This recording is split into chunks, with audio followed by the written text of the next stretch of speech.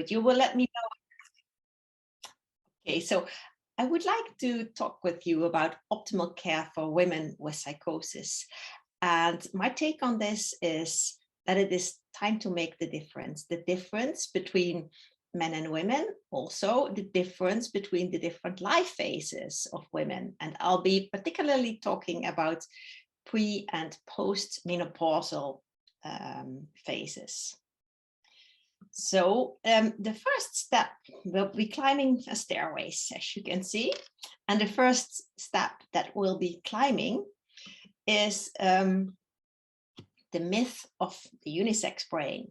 Now, I've been trained some 20 years ago as a medical doctor, and I think what was popular then is what you might call the bikini vision. So sure, there are some very limited differences between men and women, but the brain is definitely not part of it. Well, I hope you've been trained more accurately.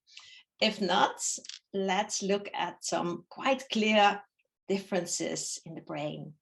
Much higher metabolism in women, more connections per neuron, earlier developmental stages of the brain, higher immune response, and higher dopamine sensitivity, which is of course very important for schizophrenia.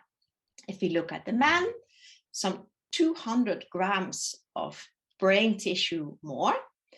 And also, I do envy them a bit for this, some 17% more cortical neurons. The maximal brain volume is reached much later than in girls. The acute stress response to social stressors is actually higher in men, and dopamine, when ejected into the synaptic cleft, is actually removed later than in women. So dopamine stays active for a longer period in men. So these are all quite sizable differences. So there's no way that the brain can be regarded as unisex, especially not when looking at dopamine. So the next step we're going to take is the gender research, the gender bias in research, because after the terrible sequelae of thalidomide, women have for a while been taken off phase 1 and 2 clinical research, of course, for good reasons. That was in the early 70s, and it was only until 1993 that women and also other minorities were again included in phase 1 and 2 drug research. But still, this knowledge gap that was there over 30 years, it has never been caught up. So we still don't know for many drugs what the optimal doses for women are, and we just have been assuming that it will probably be the same for men and women. And actually, most of psychiatric drugs have been developed exactly in that time frame. So we're missing out on many of them. Just to give you an example, let's look at depot medication. Now, antipsychotic depot medication is fat soluble, and the amount of fat tissue is one factor that is strongly different between men and women. Now, it is very likely that optimal dosing of depot drugs is different in female than in male patients. And maybe the period should be longer, or maybe there should be more or less of the active drug per injections. Now, if you look at literature, this is quite a basic question, isn't it? Then from the 132 depot trials, only 3 discussed the results per sex. And unfortunately, these 3 were all underpowered for the female participants. So this is a problem. So actually, as of 2023, we really don't know if we're treating women with depot medication the right way. Might be, but that would be sheer luck. So another point, another step I would like to take with you is that of diagnosis. Now, we all know that psychosis starts a bit later on average in women. And we also know that it looks a bit different, which makes it more difficult to diagnose accurately. And I did recorded an interview with a female patient now in her 60s. And she's also a mental health nurse, so she knows what she's talking about. And she's looking back at her years in psychiatry and how she was diagnosed and treated. And she also comments on what could have been done better. It's a few minutes. Let's look at her video.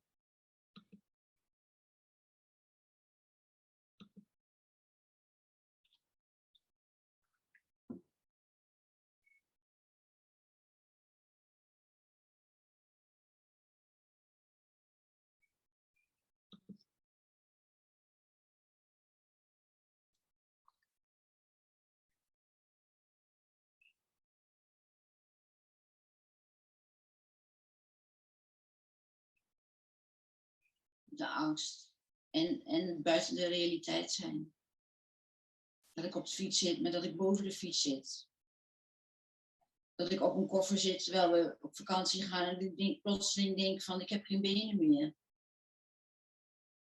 Dat zijn allemaal zulke vervelende dingen. Zulke nare dingen ook.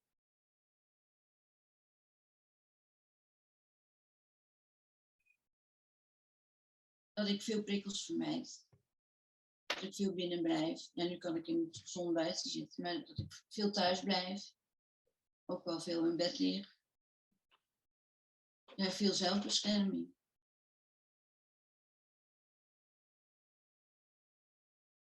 Dus de klachten kreeg ik toen ik 16 was en naar Parijs was geweest en daar 4 slapeloze nachten had gehad. Maar goed, toen kwam ik psychotisch thuis, maar ik wist niet dat het psychose was. En het is ook vanzelf overgegaan. Nou, soortgelijke klachten kreeg ik ook na de postnatale depressie na de geboorte van mijn oudste dochter. Toen ben ik wel naar de psychiater gegaan. Gezegd ook dat ik psychotische klachten had. Want ik wist wel wat psychose was, want ik werkte in de geestelijke gezondheidszorg. Nou zei die psychiater, je hebt een depressie en je krijgt antidepressiva. En daar moet het helpen, want dan kun je nog de rest aan nemen als je angstig bent. Dus toen werd ik qua psychose, eigenlijk naar huis gestuurd met niks. Ik kreeg de eerste antipsychoticum, jaren later na mijn eerste scheiding.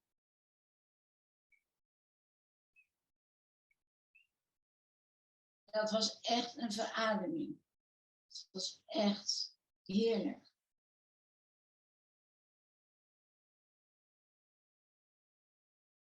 Ik slikte als eerste psychoticum Oral. Een oud middel is dat toch, maar misschien was er toen wel geen nieuwe middelen. Maar Oral was wel goed werkend bij mij. Ook al vlakte ik er vanaf. Maar uiteindelijk wilde ik toch graag nieuwe middelen proberen. En nu slik ik Ciprexa, Raloxifene en Fluoxetol.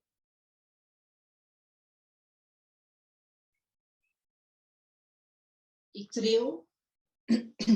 ik tril echt. Kijk. En ik ben vlakker. Maar dat is niet zo erg.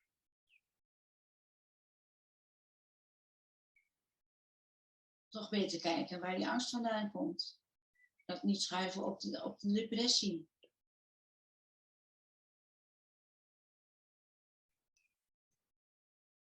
Ja, erger geworden. Ik had zelf heel erg hoop van. Ik ben nu 60. Dat het rond mijn 50ste het juist minder zou worden. Omdat ik dacht, nou misschien werkt hormonaal wel. Maar het is juist de laatste jaren erger geworden. Ik ben vaker psychotisch geweest de afgelopen jaren.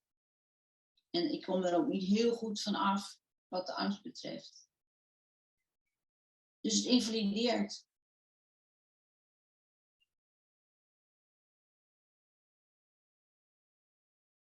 Ja. Want in de slechte tijden konden ze niet op mij aan. Ik ging met ze naar de stad zogenaamd, maar dan ging ik de deur uit. En dan was ik al zo bang dat ik zei van, Het gaat niet, mama heeft last van haar hoofd. Zo noemen we dat. Mama heeft last van haar hoofd. En dan heb ik weer naar huis. Ja, en ik ging dan met mijn zoontje naar de kapper. Maar bij de kapper zag ik vrouwen met een skelet, vogelskelethoofd. En terwijl ik dan zo bij de kapper zat.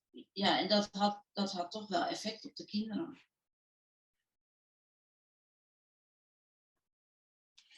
So you will meet Bodil Brandt on a picture later on. She's a very bright PhD working with me, and I'll show a bit of her work later.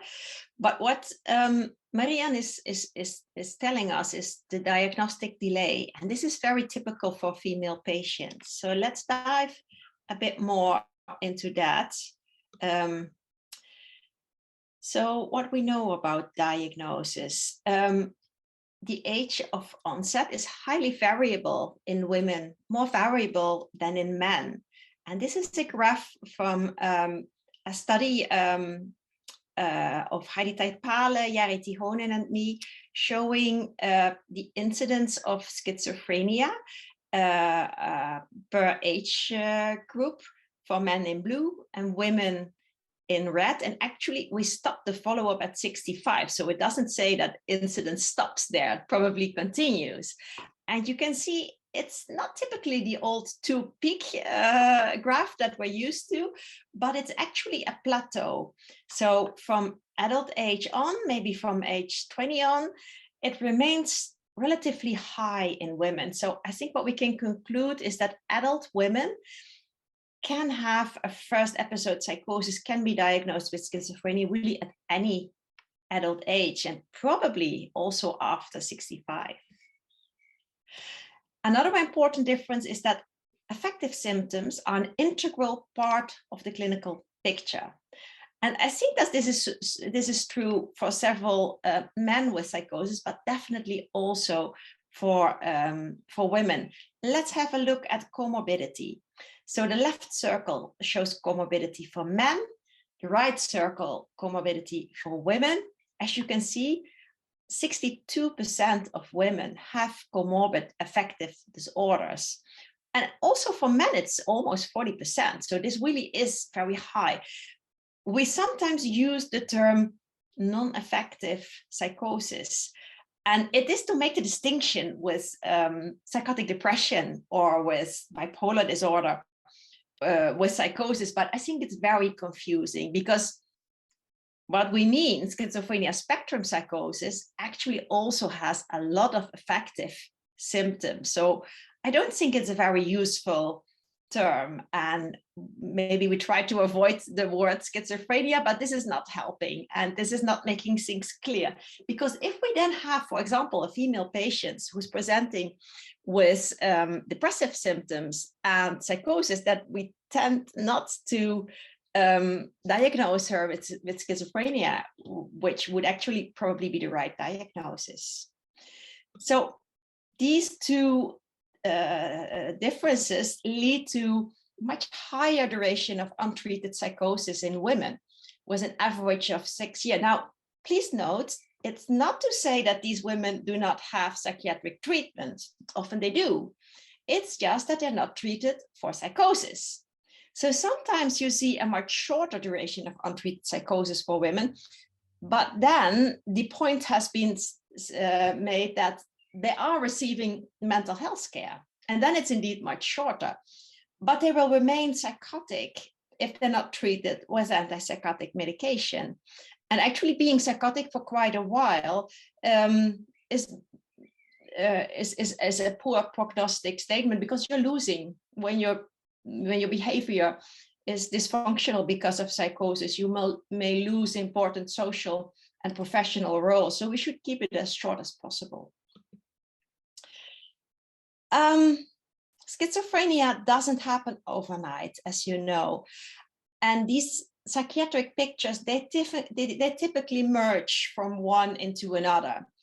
And there is an arrow, the upper one for men, the lower one for women, again, using the Finnish registry of how such a typical clinical diagnosis of schizophrenia emerges, which can start with anxiety disorder, then maybe other psychotic disorder, maybe personality disorder or substance use disorder, mood disorder, finally mood disorder with mania, and then a diagnosis of schizophrenia may emerge. Women have a somewhat similar development of psychiatric complaints, but then you see then there's this gap.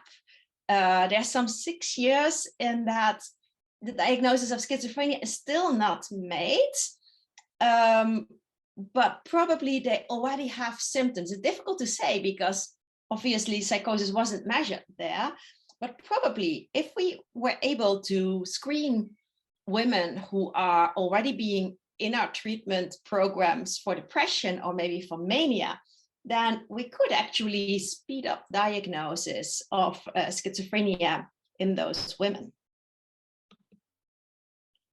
So now the diagnosis is made, it's time for treatment. And specialized early psychosis care clinics really can make the difference because they tend to provide excellent care. One problem is that many of them have an age limit. In Australia, it's very low.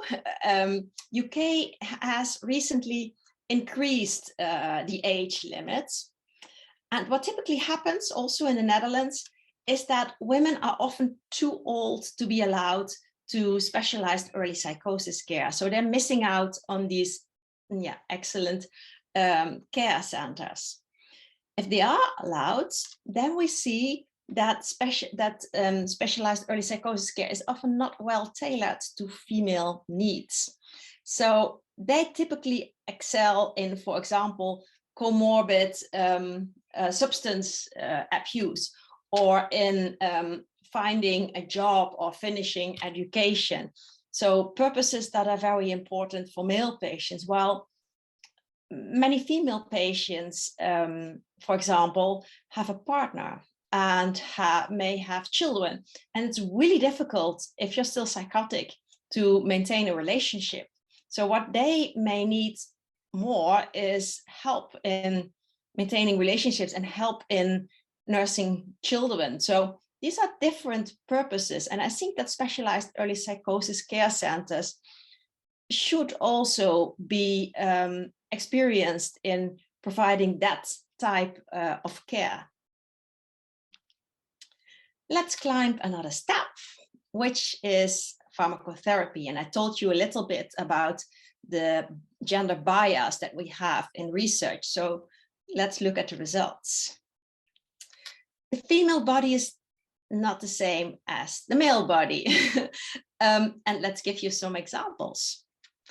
During the fertile years, when estrogen is high, the stomach of women is less acid than that of men. And weak basic chemicals like antipsychotics, like antidepressants, are therefore absorbed differently.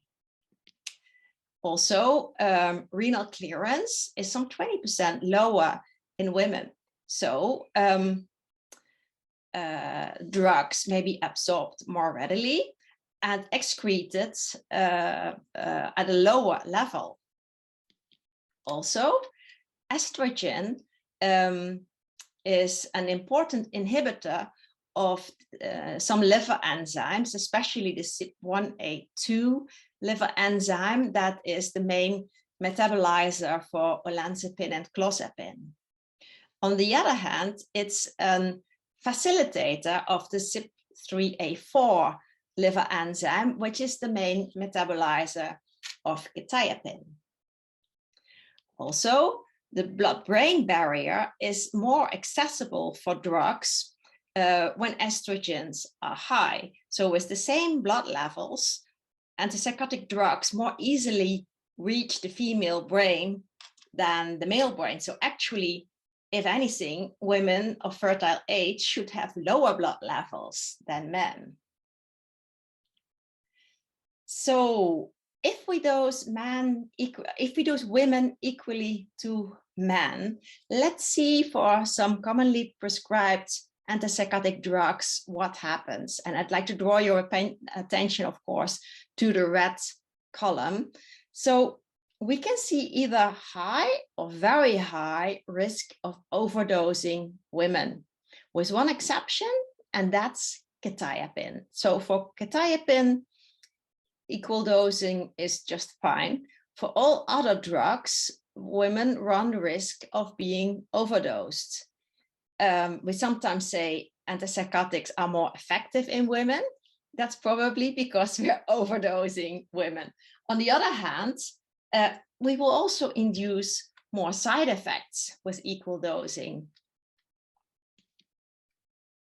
There's another problem with antipsychotic medication, namely, many of them raise prolactin. Not all of them, but many of them do. And that has several important disadvantages for women.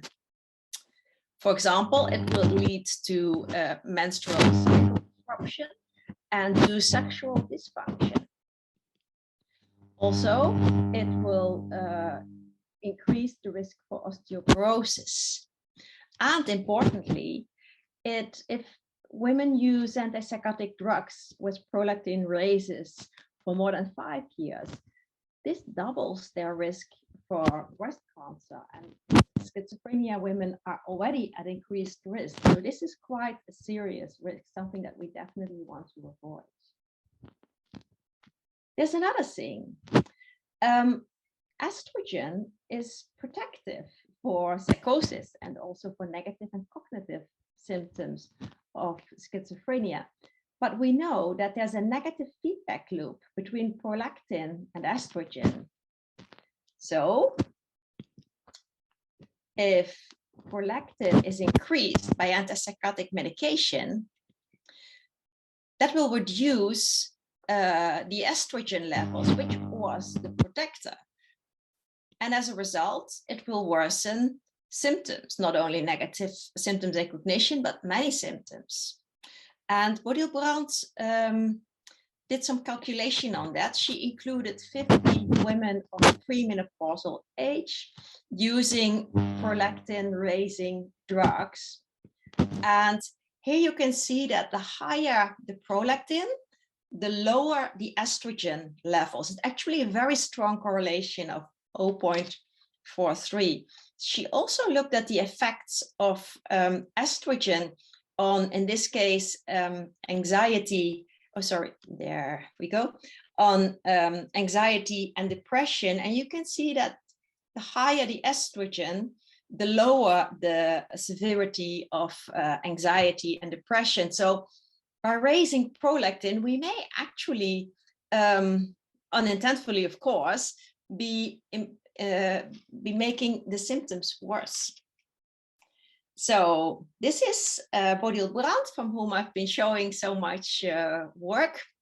She was the coordinator of the Raloxifene study. This study has just come out in Schizophrenia Bulletin. It's on PubMed, but I don't think it's full text yet. But if you look at the Schizophrenia Bulletin site, you will find the open access version. We could include 156 men and women with schizophrenia spectrum disorder, and 104 could be randomized to either placebo or Raloxifene, which is a selective estrogen receptor modulator. This means that it has antagonistic effects on the estrogen receptors in the uterus and in the breasts. So it's actually protective against breast cancer, but it has agonistic estrogen effects in the brain, which is good for symptoms, and in the bones, which reduces the risk of osteoporosis.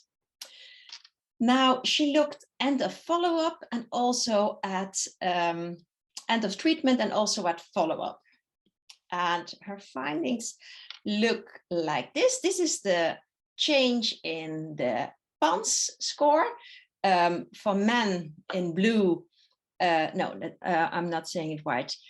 For men in the dotted lines and for women in the straight lines. And we found a decrease for Raloxifene only for women. Also, when we look at changes in cognition, especially in the digit sequencing score.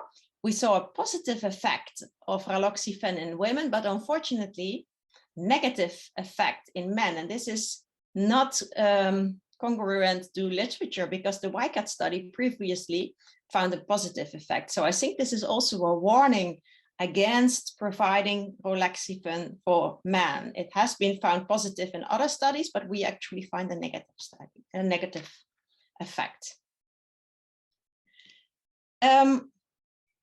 What about menopause? Sooner or later, every woman will go through menopause. And this means a permanent large reduction in estrogen production. We again collaborated with Heidi Tapale, who is a great researcher from Finland, and we looked at women passing through the menopausal period and using antipsychotic drugs. So we looked at psychotic relapse, which is quantified as hospital admission. So we looked at the adjusted hazard ratio for hospital admission for psychosis. And we summed up all different antipsychotic drugs and then looked at defined daily doses. And then you will have a graph looking like this. Here you see young women under age 45 in pink, older women above age 45 in red, young men in light blue, and older men in dark blue. And for every daily defined doses, you can see that older women do much worse than younger women. But if you look at the higher doses and actually also at normal average doses, you can also see that older women also do much worse than older men. So we concluded from this that postmenopausal women are quite a vulnerable group for psychotic relapse. And what you can also see is that increasing dose will probably not do the trick, because you can see the very high relapse rates, especially in the higher dose limits. So what could be helpful for these postmenopausal women? Well, for example, hormonal replacement therapy. And we're currently analyzing those data as well. And I'll show you just a little bit of it because we haven't finalized the analysis. These are, again, data from the Finnish registry. We looked at women using any type of hormonal replacement who also have schizophrenia and who were aged between 40 and 62. We could have identified more than 4,000 of these women. And we did an intra-individual comparison. So this means that we're comparing women to their own situation with or without hormonal replacement, of course, corrected for age. So this is what it looks like. Any type of hormonal replacement could reduce the risk of hospitalization for psychosis significantly with a hazard ratio of 0.84. And this was especially true for oral preparation. So we're still looking into the transdermal preparation because perhaps some preparations may be less effective than others, but it certainly shows that hormonal replacement could be a way to prevent this large increase in relapse in postmenopausal women. So how can we make the difference? I said that it's time to make a difference. So what to do? I think we can do three things. One, sex-specific doses. And for quetiapine, you're doing just fine. Just keep on treating women like men, that's just fine.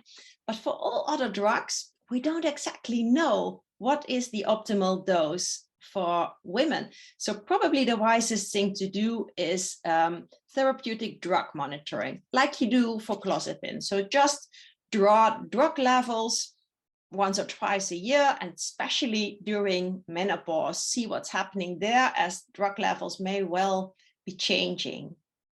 Hormonal replacement, we saw that at menopausal age, it can probably reduce the relapse risk. But of course, sometimes birth control is also needed. And we actually don't know what oral contraceptives do, if they are also protective or not. And finally, try and prevent increased prolactin levels, if at all possible. So drugs like aripiprazole, brexpiprazole, and quetiapine, but also clozapine, hardly have any increase in prolactin on general. There are also exceptions. So these drugs should be fine, but try and measure prolactin at least once a year. But a possibility would be to switch to these drugs if you're using prolactin raising drugs, or if that's not possible, consider aripiprazole addition, which has also been found effective to control increased prolactin. So, time to make the difference. We should stop believing the myth of the unisex brain. We should try and avoid the gender bias in research. Make sure to keep duration of untreated psychosis for female patients as short as possible. Use therapeutic drug monitoring to prevent overdosing of women. Make sure that estrogen levels premenopausal remain as high as possible, and think about hormonal replacement or maybe Raloxifene for women after menopause. So this is what I'd like to share with you, and I owe many thanks to all these fantastic co-workers that I've been collaborating with. Thank you very much for your attention. Thank you very much, Iris. This was excellent and many thought-provoking information from your talk. I will open it up for questions from the audience. I have many questions in my mind, but I'm going to hold on. Any questions from the audience? Please raise your hands.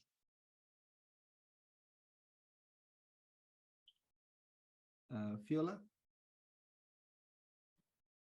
Hi, thanks for the talk. That was really interesting, and I think it's a really important conversation to have. I'm wondering, so you talk about how we know that there are differences in hormone levels overall between men and women, and then we have differences in hormones pre and post menopause. But I'm wondering if there's any treatment guidelines for fluctuations in hormones within a woman's menstrual cycle. So like within the same month, you're going to have differences in hormones that say, can affect the way that the drugs are metabolized. So I'm just wondering to what extent we know how to work around that, and to what extent that's being kind of implemented in care. Yes, that's an excellent question. And you're exactly right, because as hormones do change quite a lot during the menstrual cycle, this will also influence, for example, symptom severity and also blood levels of antipsychotics. Now, unfortunately, many women with schizophrenia do not even have a regular menstrual cycle. Sometimes because of prolactin raising drugs, sometimes it has to do with obesity or polycystic ovary syndrome. But for those who do, it could in theory be a good idea to have different drug levels for different phases of the menstrual cycle. I'm saying in theory because in practice, I don't really see this being successful, because even for healthy women, it's not that easy to know which part of your menstrual cycle you're in and then use different drug dosing there. And then if there may be some cognitive symptoms, maybe negative symptoms, it will be even harder. So I'm not sure if that's going to be successful, but in theory, that could definitely be a way to go. Yeah, thanks. Just a quick follow-up as well. I'm also wondering, when we do say drug trials to find out the optimum dosage for women, to what extent are we taking into account, again, like which part of the cycle the participant is in? And yes, like you said, it is really difficult when people don't have regular cycles or aren't tracking. But I just wonder whether there are ways to try to implement that so that we have like an even more nuanced picture of what's going on? Yeah, there are definitely ways to do that. And there have also been articles about it, not particularly for psychosis patients, but there is a series of articles on how to best record a menstrual cycle for women participating in research. Usually that also includes drawing blood for exact timing of the menstrual cycle. If you don't want to do that, then taking core temperature will probably be the best method, because just from menstruation on, it's going to be difficult to know if someone is in the follicular phase or in the luteal phase. Thank you so much. You're welcome. If you drop me an email, I'll send you the articles. Yeah, that would be great. Thank you. Thank you, Iris. Thank you, Fiola. The next question is Sabrina Ford and Paulina. Hi, Iris. Thank you so much for that talk. That was very interesting. And I've really been looking forward to this talk because so I work in the PEP clinic in London, Ontario. And a couple months ago, I was trying to give a talk to some of the patients to talk about, it was more like sex relationships and psychosis, but I really wanted to try to touch on like pregnancy and psychosis and talk about some things with women. But I did have a hard time finding some, good research articles and review articles that had a lot of information on that. So I was looking forward to hearing what knowledge you had. But some of the questions I was going to ask were just asked about the menstrual cycle. But I was wondering, I was just curious if there is any research at all on risk of relapse and the menstrual cycle. So like, would it be more likely that women might have a relapse when they're in a certain part of their menstrual cycle in a month? Like, would that have any effect at all, do you think? Yes, certainly. There's quite a lot of research about it. And what you can see is exactly what would be expected, that in the low estrogen phases, which means the premenstrual and the menstrual week, and maybe the first days after menstruation, when estrogen levels are low, that then the relapse risk is highest. You can also see that there's quite some interesting research beyond psychosis to see that, for example, suicide attempts are also highest in that period, or a relationship conflict. So the menstrual period definitely has some influence on behavior. Not all women are as susceptible for that, but for women with psychosis, this usually is an effect. And sometimes they can actually tell you that they're aware of that. Okay, interesting. Thank you. Thank you. I'm glad you like it. There's a question from Angelica Silva. Angelica? Yes, thank you. Excellent presentation. My question is regarding this thing. If there is a lot of difference between women and men in the psychosis field, what is different in this area to talk about the new treatment in psychiatry for women? I'm sorry. Your last, could you repeat your last sentence? Yes. What is the difference in this area? What to talk about better psychiatry treatment for women? So which treatment should be different for women with psychosis? Yes. What is? Yes. Okay, just interrupt me if I'm not getting your question right, but I think you're asking me how treatment should be different, right? So I've been concentrating quite on the biological facts, and that's maybe my bias because that's what interests me most. From the biological parts, I can see three important topics. One is dose adjustment of most antipsychotics, especially premenopausal. Another one is try and keep prolactin low because it really is harmful for women. And a third one might be, especially around menopause, hormonal suppletion, perhaps with Raloxifene. Now, this is just a very biological story. I do realize that. And then there are, of course, social roles. and sex or gender specific trauma and gender specific stressors. So those should definitely also be taken into account. And I can recommend several great authors that have been writing about that, but it's not my specialty. Thank you. Thank you. Thank you both. Howard? Yeah, just so thank you for that really good talk that really, you know, I must say that for me, this is not new and not novel. I you know, this is something that I've thought about for a long time, that we really do need to think about using prolactin sparing medication more, that, you know, there really are differences in dosing from men to women. I teach that to my residents. But what I'm curious about is have we also ignored prolactin elevation in men as well as women? And is that not also problematic? What are your thoughts on that? Well, I've been educated. I wish I had you as an educator when I was a resident. I was taught to prevent prolactin raises for men because it would give them an impotence, full stop. And I was taught nothing about prolactin raises in women. Interesting. Yeah. But I think, you know, we've, I remember back in the days when you had the, when we had the, I used to call them the prolactin weight gain wars, when you had, when the two most popular drugs prescribed were risperidone and olanzapine back in the day, and there was this sort of battle between the two companies, and, you know, each one would sort of bash on the side effect of the other.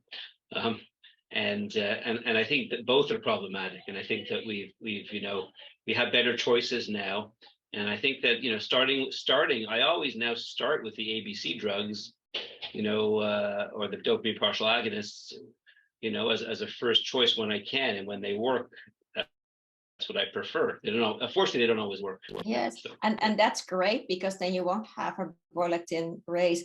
I think it would be still important to do some therapeutic drug monitoring for the women, because we do see quite some overdosing, especially with aripiprazole.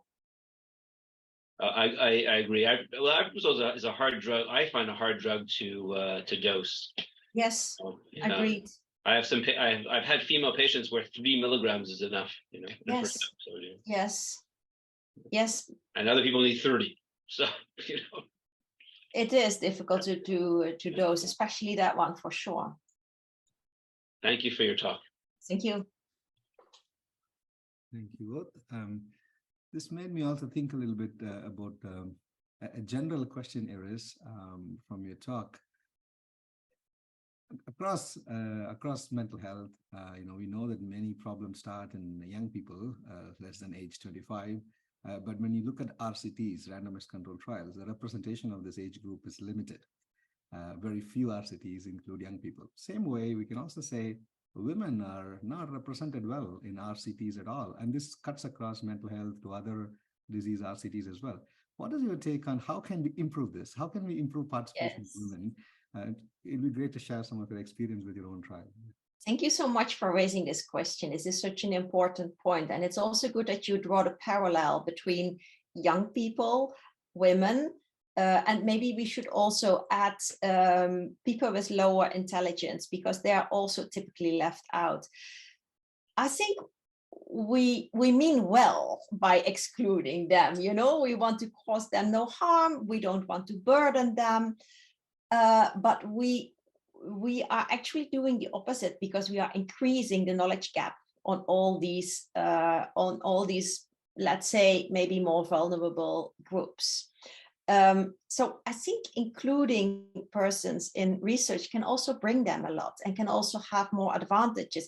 You probably have the same experience that if you include the person in research, you may come across maybe comorbidities or maybe somatic morbidities that haven't been detected yet. You will provide extra psychoeducation. You will pay a lot of attention to these persons, and people can also benefit from collaborating in research. So I think being inclusive in research is really something that we need to do. I've also been experiencing quite difficulty in including especially minorities and women. The youngsters, for me, I'm not allowed to include below the age of 16. And maybe for psychosis, luckily, it's quite rare to have psychosis below that age, but including women and minorities has been really, really difficult. When I'm asking women why they do not want to participate, it often has to do with risk. So quite stereotypically, I'm sorry, maybe being more risk avoidant. Sometimes a reason can be mobility problems, because men more often own a car than women. That's simple. So then just paying home visits may work, but not always. Minorities also. Minorities are sometimes not that much aware of our typical scientific behavior, like randomizing people, which is a strange thing. Of course, if you hear that for the first time, what? Is it by chance that you're giving me a treatment? No way. And of course, if you're not accustomed to that habit and you don't know why it's so important, this randomization, then it may be very weird and it may cause people to miss out on research opportunities.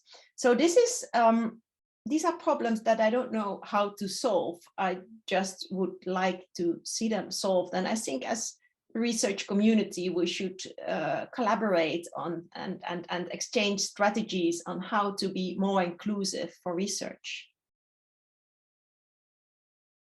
Well, thanks for those thoughts, Iris. I mean, being inclusive and also being open for methodologically diverse approaches to Yes. Different groups, and also information how we present, because of the risk sensitivity that you mentioned, we may have to tune the information presented about studies as well to different groups. That's right. That's right. And changing research design really helps. If you take out a randomization, that becomes much more acceptable for many people. Interesting. Let me see if there's any more questions. And again, I'm very thankful that you gave a lot of time for audience interaction. This is always the best part of these talks. Any other questions in the group? Well, one thing that comes to my mind while people are thinking about the question is also the implication that you mentioned very early on in your talk for first episode psychosis teams, early intervention teams. You mentioned that they're not very tuned to cater female population, just by design because of age cutoffs that's being used. You also mentioned a couple of things like how pregnancy-related issues, these kind of things are not immediately the specialty for early intervention programs, and which is true. Across many countries where I worked, very little liaison that goes between obstetric teams and first episode teams, because typically the representation of women is very low in these teams. One thing that people are trying to do is to relax the upper age limit of when we take patients. What is your thought on that? Is there anything else we can do to kind of include the graph that you showed is across all ages, women keep getting incidents of psychosis. So how should the future first episode teams should look like for us to make sure women are not excluded from these teams? Yes, well, not in my hospital, but in a neighboring hospital that I'm consulting now also, there is a first episode team with no age restriction. And actually it has many postmenopausal women having a first episode psychosis, but also men of older age experiencing a first psychosis. It is a very different atmosphere. So you will not have the typical young man club that some first psychosis team may have. And you're missing out on this, hey, we are the guys and we do this together. So you will not have that feeling because it will be much more diverse. But of course, for the older persons, it's so important to have this specialized care, which much more attention to psychoeducation and giving a good explanation about psychosis also for family. So I think that the benefits outweigh the disadvantages.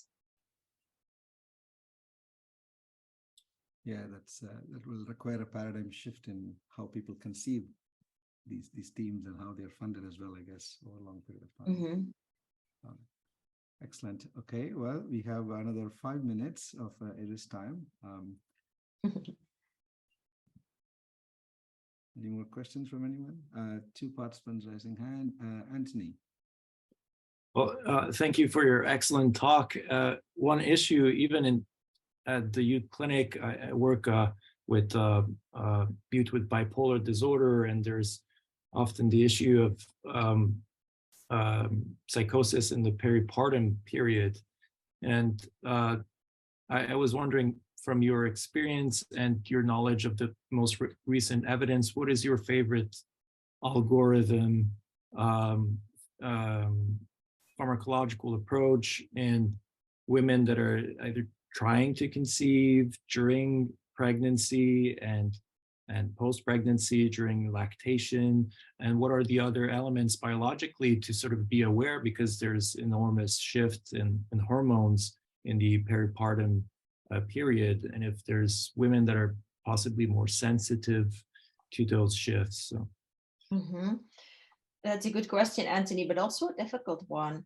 So when one of my patients becomes pregnant, I still consult usually Paula Dazan or someone more experienced than me, because we all have this typically once every second year, something like that. So no one of us really is experienced unless you work on a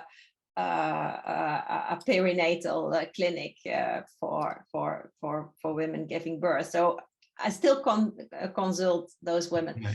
So what I do know is that I try to avoid clozapine, because there are some signs that clozapine may be more disadvantageous to the unborn child than other drugs, which is unfortunate because it's a very strong medicine. I do not typically switch to haloperidol, which has been recommended some years ago because we knew that what that drug did. It's more like the devil we know, not that it's an angel. So I don't do that anymore. I can see that lactation is very important for the mother and child, for the child not to develop allergies, and for the mother to have the natural bonding process. So the lactation process would be great if that could be done, but all antipsychotics will reach the baby. So the baby might be sedated. So it's very important, if women want to breastfeed their babies, to keep the drug during that period as low as possible, because it will enter the baby. Now, this really is, there's no right and wrong here. I think there's only wrong here, because if you say just don't breastfeed, that really is quite a loss and quite a bad start also for the bonding process. And if you say, oh, just continue the drug, then the baby will be sedated. So it really is a typical difficult question, but I tend to be on the camp on seeing the advantages of breastfeeding and keeping the dose as low as possible, or maybe even without drugs, if possible. It's a low estrogen, high prolactin phase, so not a stable phase for women. They're typically more stable during pregnancy than during breastfeeding. Mm-hmm. Yeah, thanks for your answer. It's also, I think, our reflex to refer to perinatal expertise center here. But sometimes we need to intervene more rapidly, and it will take weeks or months before they're seen. And it's good to have some just basic knowledge before they're followed in those experts. Yes, and it changes every 5 years. So by the time you'll have another pregnant woman, you'll be outdated every time. So it's good to just keep up with the experts. Thank you both. This is the last question from Sally Mustafa. Thank you very much, Nina. Thank you very much for a wonderful talk. I have maybe a naive question. I'm not so knowledgeable about the pathophysiology, but I was just wondering, is it possible that a first episode psychosis after the age of 65 or so be part of the aging brain, like maybe shared symptoms with Alzheimer, dementia, or something like this, or really it's a psychiatric disorder? That's a good question. In old age, the risk for neurodegenerative disorders increases, and it's very important if you have a first episode psychosis, maybe at the age of 70, to pay extra attention for the differential diagnosis, because it can be many things. It can be delirium, it can be the onset of maybe Lewy body disease. Typically, Alzheimer does not present with psychosis. It can, but it's very rare. But your differential diagnosis definitely is different from that of, for example, a 25-year-old person, certainly. And it's good to go through many somatic comorbidities at that age. Yeah, in terms of treatment as well, I know that antipsychotics are used for such like dementia, for example, and this is criticized, right? The overuse of antipsychotics for the elderly. So I think this is also would be an area of interest. Maybe this is really psychotic symptoms rather than overuse of antipsychotics for something else. So yeah, just so thank you. Thank you for that remark. Thank you very much. Thank you both. And please join me again in thanking Iris for this excellent talk and this very stimulating discussion we've had. I feel bad cutting short this discussion given time, especially when I'm privileged I can email and text Iris whenever I want. Please make sure that if you have any other questions, forward it to me and I'll make sure I pass it to Iris.